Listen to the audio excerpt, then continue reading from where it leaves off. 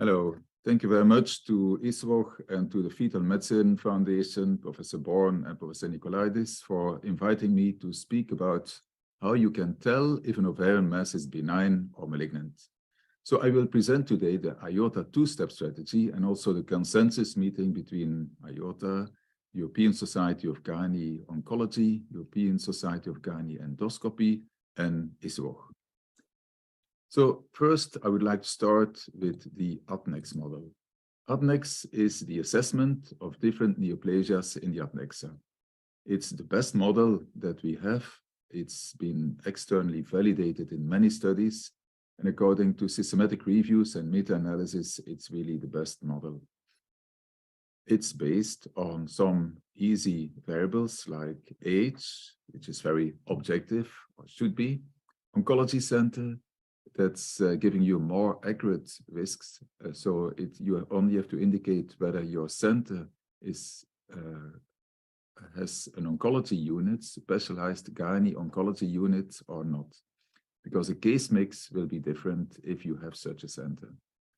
C125 is optional, so you don't need to use it, but if you use it, it helps you to differentiate between stage 2 to 4 cancer versus metastatic disease, and also between stage 1 versus stage 2 to 4. But to distinguish between benign and malignant, C125 is not really essential. So if you see any patient with an ovarian mass, in the first place, ultrasound will guide you. And the ultrasound variables are the maximal diameter of the lesion, the maximal diameter of the largest solid part, are there more or less than 10 cyst locules, number of papillations, acoustic shadows present, yes or no, and presence of ascites. So let's have a look in detail to these ultrasound variables in Adnex. The largest diameter of the lesion, you measure this in any direction, and you take the largest measurement. The maximal diameter of the largest solid component, again, you measure it in different directions, and you take the maximum of the largest solid component. More than 10 cyst locules, you don't need to count them. You simply say yes or no, and in this case, it's yes. The number of papillations. A papillation is, according to the IOTA definition, any solid protrusion into the cyst cavity from the cyst wall with a height of greater or equal to 3 millimeters. So if it's 3 millimeters or more, and if you see a papillation, then you will count the papillations, and this is very important to distinguish between benign and malignant as well. According to IOTA definitions, any papillations are solid, labeled as solid tissue. On the other hand, solid tissue is not always a papillation, because sometimes you see solid tissue at the margin, but not protruding into the cyst. And then it's solid, but not papillation.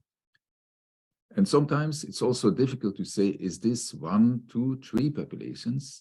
So what you do is you measure the height, and if it's more or less than 3 millimeters, you see whether there's valleys and peaks. And in this case, for example, you see 2 peaks here. You measure it from the inside of the cyst wall, so that's a yellow line. The external wall of the cyst is the white dotted line. And if the valley between the 2 peaks is more than 50%, then we see it as separate entities. So these are 2 papillations. Acoustic shadows, it's very important to look for acoustic shadows, because this is more linked to benign lesions. And in this case, for example, you see a benign ovarian fibroma. On the left, you will see acoustic shadows behind structures in cystic teratomas, like the Rokitansky node, the white ball, and like the hair in dermoid cysts. Presence of ascites. Ascites means, according to the IOTA definitions, fluid outside the pouch of Douglas. So sometimes you have a little bit of fluid after ovulation in the cul-de-sac, in the pouch of Douglas. But if you see fluid between the bladder and uterus or above the level of the uterus, then we call it ascites. You can also look transabdominally between the liver and the right kidney in the space where you can see fluid, and then of course if you see fluid over there, then it's ascites. So in summary, the Adnex model is based on age, oncology center yes or no, C1-5 is optional, and then you have the 6 ultrasound variables. This is all published in the original paper in the BMJ 2014. And the Adnex model can be used in clinical practice simply by using the formula. And of course, this formula has been published, so it's publicly available. There's no patent or copyright, so you can use it. But of course, it's not very practical to use this in clinical practice. So you can go online to the IOTA website, and there you have a calculator, a free calculator, so then you can use the Adnex model for calculations. You fill in the variables, and then you get the results. You can also download apps for smartphones, so in Android or Apple version. And more, the Adnex model is integrated into the ultrasound devices of different manufacturers. The beauty of Adnex is that it's not only giving you a risk of benign versus malignant, but that it can also distinguish between benign borderline, stage 1 of ovarian cancer, stage 2 to 4 of ovarian cancer, and metastatic tumors to the ovary. Metastatic tumor to the ovary that may indicate a breast cancer or colon cancer, where you don't know about the primary tumor, but where you see a metastasis in the ovary. For example, here you see a 52 years old woman. You see the ultrasound scans. It's a regular solid mass of 59 by 57 by 60 millimeters in the right ovary. There's no acoustic shadows. Color score is 3, so it's a moderately strong flow inside the lesion. And you clearly see ascites on the left side. You fill in the variables, 52 years old. She was referred to an oncology center. The maximal diameter of the lesion is exactly the same as the maximal diameter of the larger solid part, so 60 millimeters, because it's a purely solid lesion. More than 10 cyst locules, no. Number of papillations, no. There's no papillations. And do you see acoustic shadows? No. So we calculated now without the results of the C1-5 level, and later on you can also include C1-5 level, and then you see the risk of metastatic cancer goes up from 4% in the general population of patients with ovarian tumors. So this is based on the IOTA phase 1 to 3 studies based on 6,000 patients, 2,000 malignancies, 4,000 benign tumors. And the prior test risk is 4% for metastatic tumor. After this calculation, for this individual patient, you see the right column, and then it's 34%. But first, you look at the risk of malignancy. In this case, it's 82%. That means it's higher than 10% cutoff, so we label it as probably malignant. Then you look for what type of malignancy it could be, and the equal percentages you can see here are risk of metastatic cancer, 34%, and risk of stage 2 to 4 ovarian cancer, also almost 34%. But the relative risk is 2.4% for risk of advanced ovarian cancer, and 8.6% for metastatic tumors. So in this case, the first thing you do is try to look for a primary tumor. And in this case, it was a gastric cancer with metastasis to the ovary. So that's a Kuchenberg tumor. Another example, this is a young patient, a unilocular solid tumor, and you see several papillations, so solid lesions protruding into the cyst cavity. She was 23 years old. It's a small lesion, 47 by 40 by 39 millimeters. We counted 6 papillations. The largest one was 10 by 11 by 11 millimeters, and there's no acoustic shadows. Color score is 2.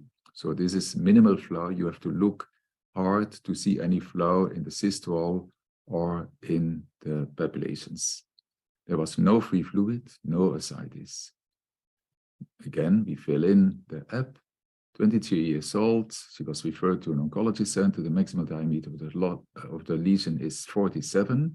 The maximal diameter of the largest solid part was 11 millimeters. More than 10 cyst locules. No, it's unilocular solid. Number of papillations, more than 3. And then acoustic shadows, no. C125 was 41, so that's quite low. And immediately you see the risk of malignancy is 52%, so that's above 10% cutoff. So it's more likely to be a malignant tumor. Or you have to exclude the patient. You need to exclude malignancy, and we would advise to refer the patient to an oncologist. But then, if you then look what type of tumor is most likely, it's a 42% risk of a borderline tumor. And you can see it also in the bars.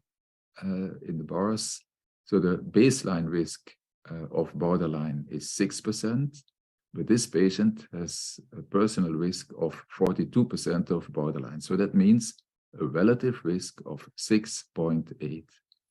So the first thing you need to think of in this young patient is a borderline tumor. And it was indeed a serious borderline tumor of the ovary.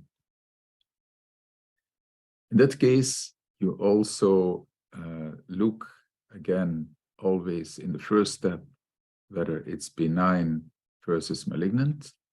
And in the second step, Adnex will help you to distinguish between borderline, stage 1, stage 2 to 4 cancer, and metastatic tumors.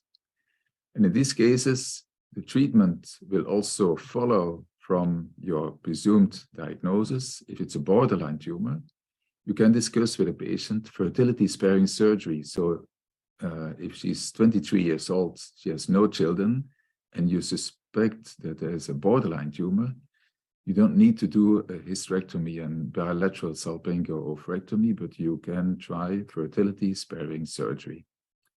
This is not the case in advanced cancer, of course, and in stage 1 of ovarian cancer, you have to avoid spilling, because we know that if there's spilling before or during surgery, so if you do a cyst puncture, or if you open the tumor during the surgery, then the patient has a worse prognosis.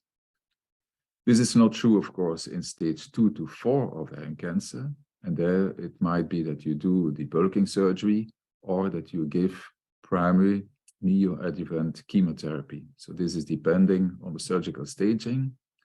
There's metastatic tumors, and in these cases, you try to find the primary tumor, and you will not start debulking surgery, and maybe true-cut biopsy may help you in some cases. In validation of the models to diagnosis of ovarian cancers in patients managed surgically or conservatively was tested in the IOTA 5 study. This is published in the BMJ, and it's based on almost 5,000 patients with a newly detected tumor or newly referred tumor to 17 centers. You can clearly see that Adnex with and Adnex without C125 has a very high AUC. And this is what we recommend, because Adnex, in contrast with simple risk model, is also able to give you specific subgroups of malignancy. And then in the previous lecture, we heard about the benign descriptors. The benign descriptors, first, it's unilocular tumor with ground glass echogenicity in a premenopausal woman, less than 10 centimeters. So this is important. Only small tumors, less than 10 centimeters, can be labeled with the benign descriptors. The second group is unilocular tumor with mixed echogenicity and acoustic shadows in a premenopausal woman. Of course, this is more likely to be a cystic teratoma or dermoid tumor. Then the third one is unilocular anechoic tumor with regular walls and maximal diameter of the lesion of less than 10 centimeters. This is more likely to be a cystadenoma or simple cyst. And in the remaining unilocular tumors with regular walls less than 10 centimeters, we also can label them as benign without doing further testing. And this comes in a two-step strategy where we tested it, and this is published in the White Journal only some months ago. In all patients, we could apply the benign descriptors in 37% of cases. So then you can give an instant diagnosis of benign tumor. If this is not present, then you can go for the Adnex model. And here again, you can classify all the cases. The benign descriptors are really reliable because you see that in these cases, 99.3% were indeed benign histologies. And overall, this two-step strategy has an AUC, an area under the curve of 0.94, which is an excellent test. So the two-step strategy is very efficient because in many patients, you can simply look for the benign descriptors and immediately say, this is benign. And in the others, you can use the Adnex model, and then you can come to a correct classification and also a very reliable risk assessment of different adnexal tumor types. It's been tested in different centers in Sweden, Italy, Greece, Belgium, Poland, Spain. And the overall AUC was 0.94, even without C125. With C125, it was 0.95. And then we can discuss the O-Rads system. This is being published by the American College of Radiology in collaboration with the IOTA group. So you see that there's experts from Vanderbilt, from UCSF, Harvard Medical School, the Mayo Clinic, Johns Hopkins, Toronto, and this working group developed the O-Rads system to help with management of the patients. And how does it work in clinical practice? This O-Rads risk classification, you see there's 5 categories. O-Rads 1 is a normal ovary. O-Rads 2 is almost certainly benign. O-Rads 3 is low risk. O-Rads 4 is intermediate risk. And O-Rads 5 is a high risk of malignancy. If you see any normal ovary, or if you see functional changes like a follicular cyst or a corpus luteum cyst, then it's O-Rads 1. If it's not functional, but you see a cyst with classic benign descriptors, so the benign descriptors less than 10 centimeters, then immediately you can label it as O-Rads 2, almost certainly benign. And if this is not the case, then you use the Adnex model. And if the Adnex model gives you a risk of malignancy of less than 1%, it's O-Rads 2.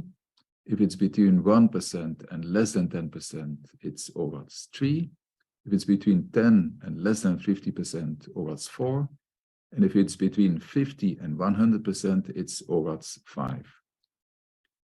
And based on this, you can go for the management, and you see a traffic light, conservative management if it's green. So if the risk is very low, you can wait and see, and many cysts will disappear, or they will not need surgery if the patient has no pain.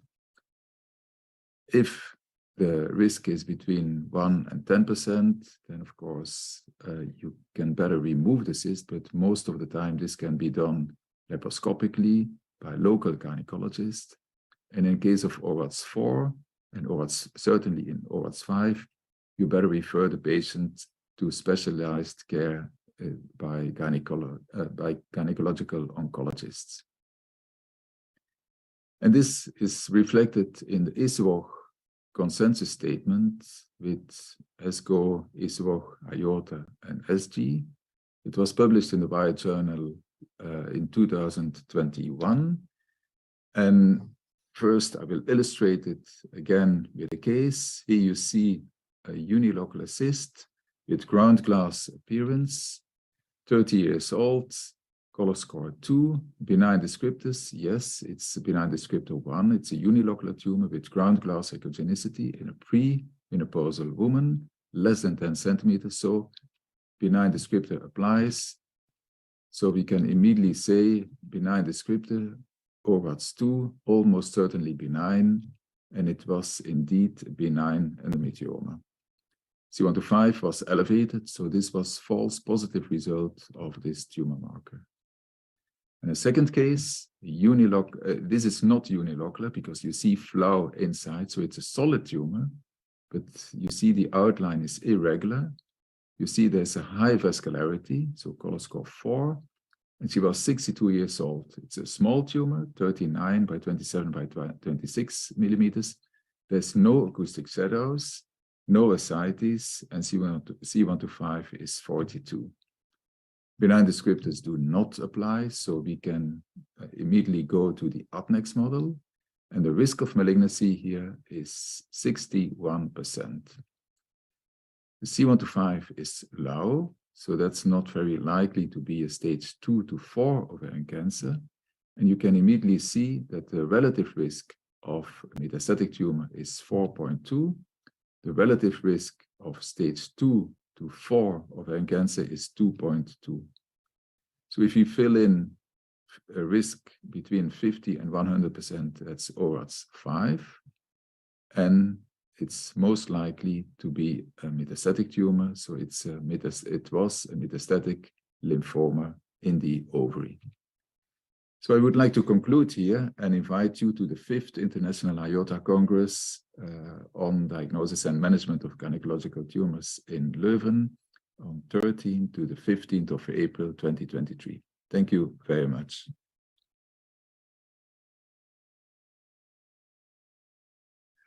Dirk, thanks very much. A great talk as ever. I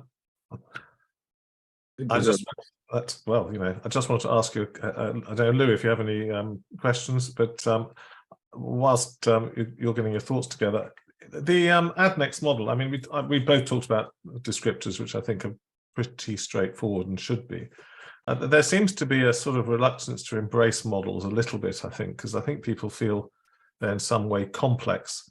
But I don't know what just want to say something about how easy the variables are, the ultrasound variables of Adnex compared to other algorithms, and also how people can actually get hold of, the Adnex calculator, for want of a better wording, if people want to use it. Do you want to just address both of those questions? Thank you very much. We try to make the variables as easy as possible, and that means age, maximal diameter of solid component, and we excluded deliberately color Doppler, not because color Doppler is not important, but we see that for some people it's more difficult to obtain the color Doppler signal. It's more variation between different observers, and so you need less time to learn to use it if color Doppler is not there. Regarding the calculation, I think the best way, as I told, is in the ISUOG lecture. It's the IOTA website, and there you have a free calculator. So you can simply go to iota.org and then use the calculator. So all pretty straightforward, really. And so your message would be the two-step strategy is the way to go. Are we agreed on that? At this moment, it's really the best way forward. Okay. And I'm sorry, I was a bit hesitant in the lecture about ascites. I wanted to say Morrison space, but then I thought maybe it's called differently in different parts of the world, so that's why I didn't use the word. But if you see fluid between the liver and the right kidney, we call it the Morrison space, then you're at least certain that there is ascites. And most of the time, ascites means a malignant tumor, but of course, in patients with liver cirrhosis, you may have ascites without a malignant tumor. But if you see a tumor in the ovary and you see ascites, it's very likely to be a malignant tumor. Yeah, I mean, there are some other, but they're not so common. We'll hear a little bit about tuberculosis. I suspect you might see Sure. a bit more And of also some countries. ovarian torsion may give fluid as well. So if you have a benign tumor with torsion of the ovary, and also with the ovarian fibroma, you sometimes see ascites, certainly in the Meigs syndrome. Dirk, we're going to have to move on. As you know, we've got quite a tight schedule to get through. So once again, thank you so much for your lecture and for giving us your time today. Congratulations with the initiative. It's beautiful. Thank you. So thank you very much.